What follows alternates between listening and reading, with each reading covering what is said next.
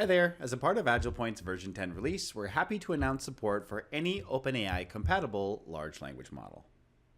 Now, this is important for a couple of reasons. For one, having this generic support for models that support this spec allows AgilePoint to easily tie in to a number of such models as a part of your next application. And secondly, this connector allows AgilePoint to meet the growing demand for locally deployed large language models, not trained on general knowledge of the internet, but rather your organization's specific context.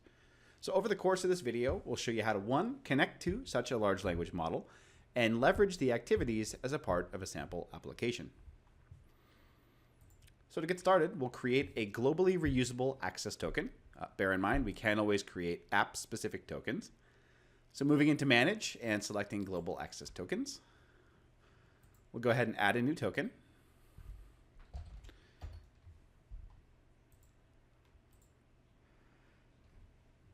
Now, as you're seeing here, as far as connecting to these LLMs are concerned, first we give our token a name, optionally provide a description, and what we'll need from the LLM side is both a base URL as well as an API key. Beyond that, we'll also need the model name and supply any request headers. Now, once that we've provided those details, we can go ahead and begin using that connection as a part of an application. So moving into our application, we're going to touch on that in just a moment. But first, I'd like to go through the various activities available for any OpenAI-compatible large language model. Now, you're seeing here the option for control towers. We've covered that in good detail in a companion video. But as far as process activities are concerned, you can see here we have the ability to analyze an image, and as you'll see as a part of this application, chat completion. Now, the use case for today is document intelligence, essentially leveraging a number of agents from an OpenAI-compatible large language model to compare the differences between two versions of a signed agreement. So first, the process will start with a new executed agreement submitted for processing. We'll convert that document into text that our various agents can then use, which feeds into our first agent in charge of classification. Now, in the case of this demo, we have an agent that's going to determine whether agreement is of type statement of work, license agreement, or deals with feedback a customer has provided. Now from here, the process will branch out, and as you're seeing, we have sub-agents, each with specialized skills to extract key details from both a license agreement as well as a statement of work. Now let's start off with the configuration of our classification agent.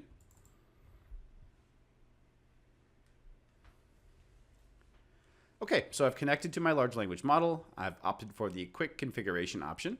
And as you can see here, we're actually using Gemini behind the scenes. And we're going to inherit the model that we've configured in our access token. Now, beyond that, there are some initial parameters that have been set, but let's take a look at the system instructions. So first, the overall goals and mission are to classify the provided text into a few predefined document types. As we just discussed, that's a statement of work, a license agreement, customer feedback, or other. The skills include identifying the type of language you might associate with those various agreements, right? So contractual, legal, service-related language, and to distinguish a formal agreement from informal feedback, and to make a deterministic classification for our later automation use. Again, this is going to drive how our process branches out. Now, the input is going to be the document text itself, various instructions pertaining to the different document types, nothing from a quality verification perspective, and then the output is going to be one of these document types. Now, the request mapping is going to be the entire document itself, and the response is going to be the document category, which we've stored here in a variable. Okay, so that's our classification agent. The SOW and license agreement agents are very similar in configuration, so I'll just go through one of them. Taking a look at our license sub-agent, again, connecting into our large language model, going with the quick configuration, using Gemini behind the scenes and initial parameters. Now, from an instructions perspective here, we're to extract structured metadata from a license agreement to facilitate document analysis and comparison. Skills include legal document parsing, identification of key clauses and metadata, JSON formatting. Again here, the input is going to be the entire agreement text. Now instructions, document parsing, key data extraction, various rules, validation checks, etc. Nothing from a quality verification perspective. And then the output is going to be a JSON structure of the relevant details from that agreement.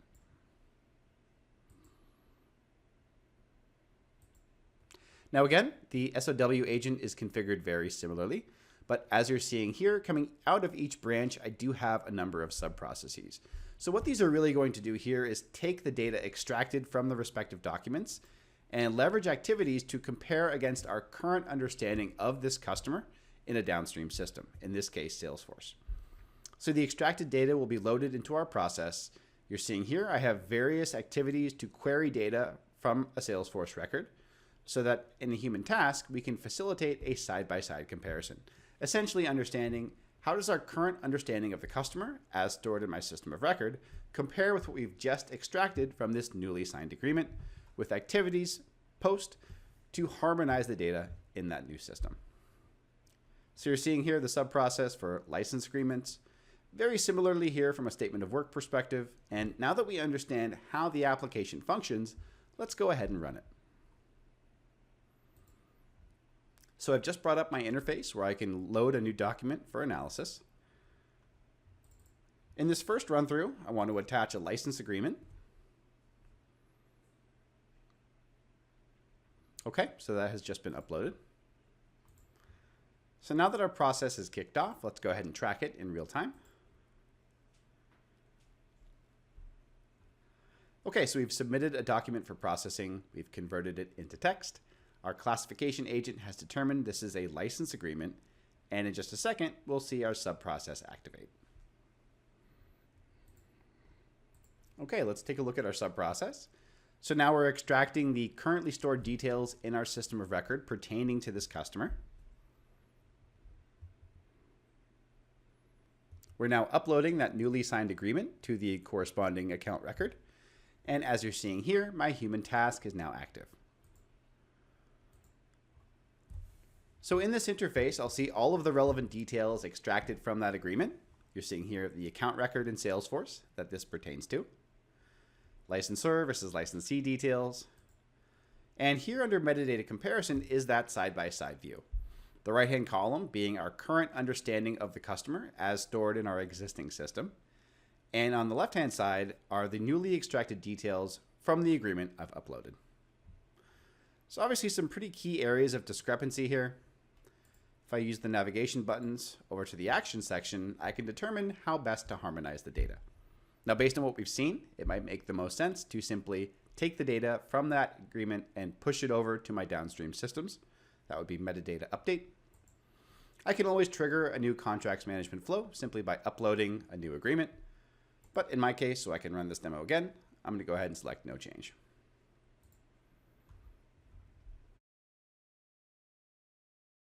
Okay, so we've successfully run through this application using a license agreement. Let's go ahead and kick it off once more with a statement of work.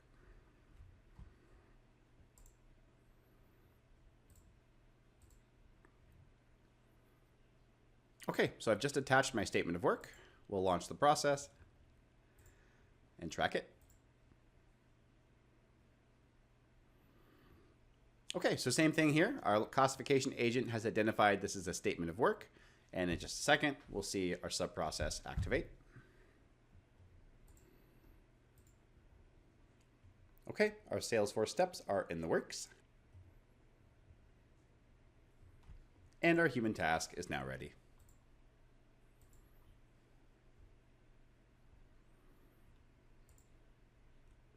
All right, so again, seeing some pretty distinct differences between the two versions of the agreement. So as a final step, navigate over to the action section where I choose my outcome. Okay, so with that, that's going to conclude the content for this video. I hope this gives you a better understanding of how to configure and use the activities for any OpenAI-compatible large language model via the sample application. Thanks so much for watching. We'll talk to you soon.